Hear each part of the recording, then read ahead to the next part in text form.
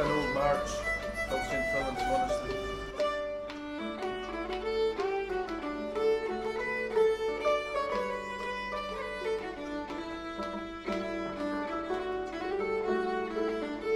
I've always been a yes vote, no question. It's just a no-brainer to me, and it's not a big deal to me. It's always been the way I've been. But I didn't know what I could do to do anything about it.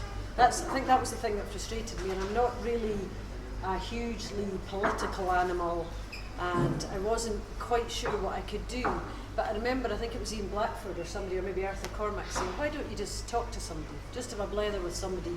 Someone comes into your house for a cup of tea, have a talk to them about it. Just raise something and say something. So that's what we've been doing, and actually around our kitchen table, the conversion rate's been pretty good.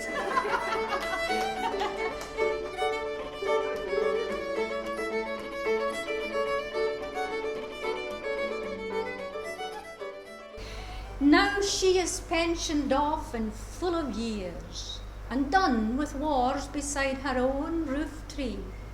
She has forgotten how her hedge of spears defied the world and kept her children free. Rome came against her with a conqueror's lust. She was beset by Viking and by Dane.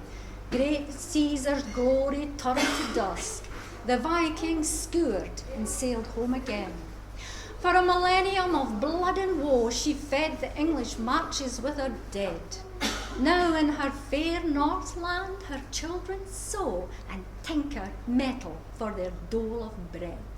And yet, and even yet, her ailing soul doth turn to one tremendous day at Bannockburn.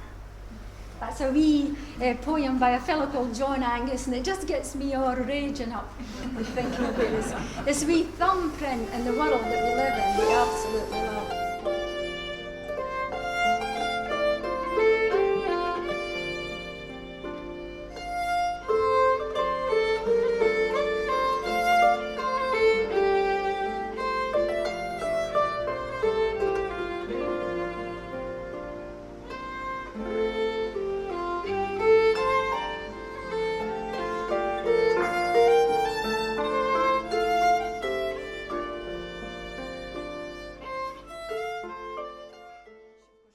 That was her. But anyway, I'm in school this day, and the teacher, a very modern thinking man, was going on and on and on about Darwin's theory. And I'm looking at the clock on the wall, and he's going on about the first man and woman, and I thought to myself, he's not mentioned Adam and Eve once. What's he going on? Oh, this is terrible. And then when he said, the first man and woman was monkeys, I went, oh, I've got to tell my granny that. She'll have a upside down fit. Anyway, I'm out the school at Pitlochry, up the Mullen Road, out the wee burn, straight up the side of the field of cows, and into Granny's wee house at left. Right, she says, let's give your face a wee wash. Now, Granny never had running water in the house. It came off Ben Brackey. It was caught in a wee well. So she took some of it and she rubbed the sweat off my face, and she says, right, she says, let's go. Not from Adam and Eve, she says. Well, if we're not from Adam and Eve, where are we from? Granny, we're from monkeys. What? Come on, I'll make you a piece and jammy. I was talking about your mammy's folk.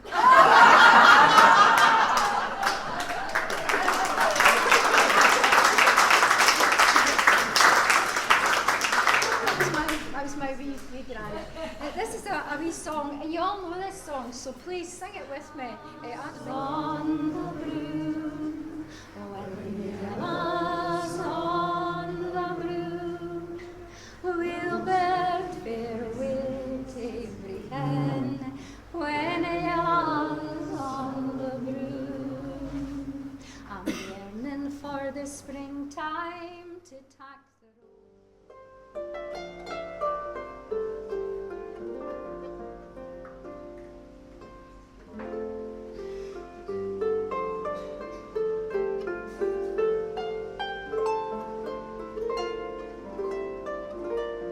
I've always felt that we should be managing ourselves and taking control of ourselves, and I don't have the statistics and things when I'm discussing it with friends who are either not sure or totally against and angrily against, and And it's been difficult times. It's an exciting time, but there's families falling out over this.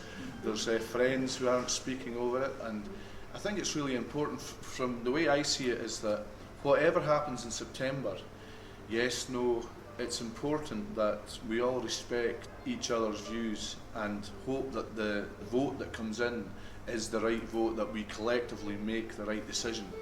And I'll personally be very disappointed if it's a no vote, but I'm sure a lot of you here will be as well. But if it is, I'm going to have to deal with it, and I'm going to have to start talking to some people again.